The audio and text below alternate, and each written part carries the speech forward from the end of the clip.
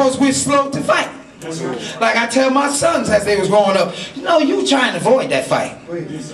That's all right, brother. It's all right. You got that, no problem. That's right. No problem. I don't want no problems. It's okay. You know? And they talking junk. Yeah, I'll kick your behind. I don't want no problems with you, brother. I don't know. But if he puts his hands on you, attempt to swing on you, I taught them, you fight him on a level, I mean, bite him, scratch him, ain't nothing off level. Kick him, grab his privates and tear, rip him, you go at him. That's what I taught my kids. But you trying to hold it, we humble. That's right. Until it becomes time where he now, if he swing on you, because you waiting for that, the sneak. If he swing on you, then go at him. And you go at him with every bit of force you can. That's the way the messenger taught us. And that's, again, the way it should be, and a trial for you. But our establishing the love for the Honorable Elijah Muhammad was even by way of the hard trial. Because that wasn't easy. Being a Muslim is not easy. That's right. It's not easy. We tell you that from the door. I'm not going to placate it. Those of you who are new, who are guests, who might have been thinking about studying, it is not easy to be a Muslim. Let's be clear.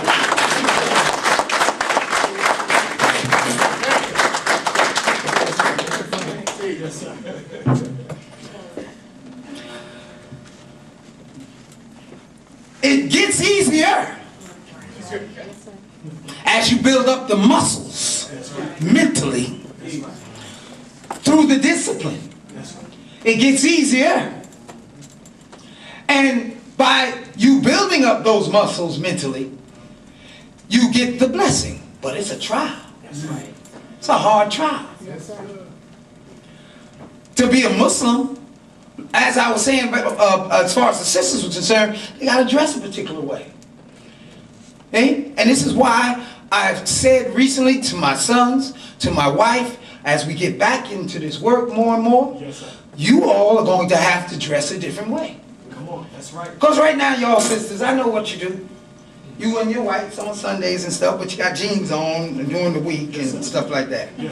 That's not what the messenger taught. That's right. Now, we're going to give you a little time. That's right. Because we just coming back up. That's right.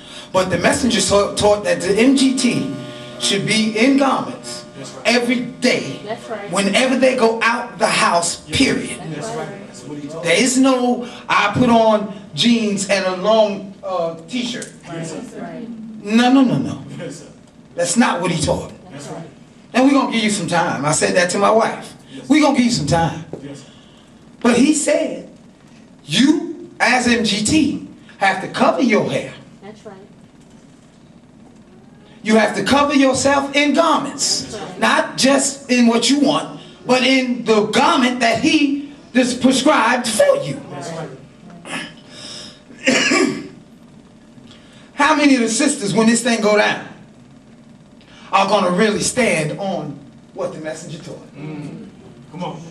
When we start demanding of you, every day you come out that house, you have on your longs. Come on. That's right. Well, I can't go to my job with them. Wait a minute now.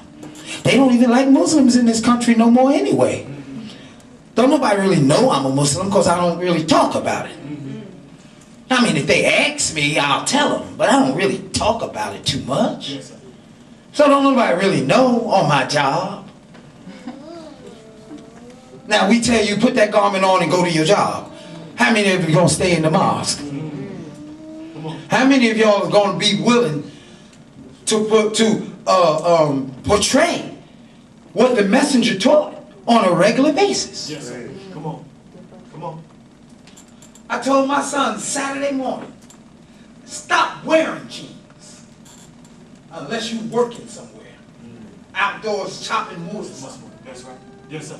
Stop all this putting on jeans and white t-shirts and sneakers and stuff when you come out of the house. Come on. Stop doing it. You'll see me with jeans on if I'm having a barbecue in the back of my house, maybe. But every day when I go out of that house, I have on a nice button-down shirt, nice pair of slacks, and I have have on, if I have the forces on, it's the black ones where you can't tell that they're not shoes. Do you understand what I mean?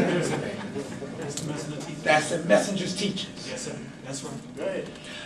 Until not too long ago, until a couple of years ago, I had on a necktie every day, didn't I? Yes, sir. Didn't I? That was my standard dress. When I came out of the house, I had on white or pastel shirt with a necktie on every single day. Yes, sir. Brother Craig will tell you. And I'm going to get back to that. Because that's what he taught. Yes, sir. How many of us just, see, these are little trials. And look what comes out of people sometimes. Yes, It's not a hard trial, it's a little trials. Yes, sir. Good Lord, the hard trials, you're going to lose your mind. Yes, sir. Come on. Go running out the mosque. You understand? Yes, sir. You're going to lose your mind. That's what they do. But when we start saying to you, no, he said, close haircut, clean shaven.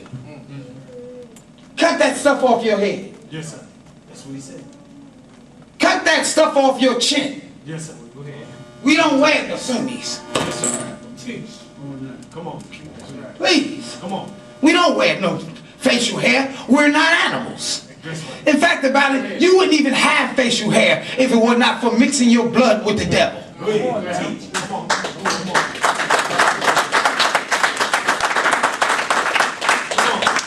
So when Orthodox Muslims talk about growing your beard, indigenous Africans can't grow beards. Come on.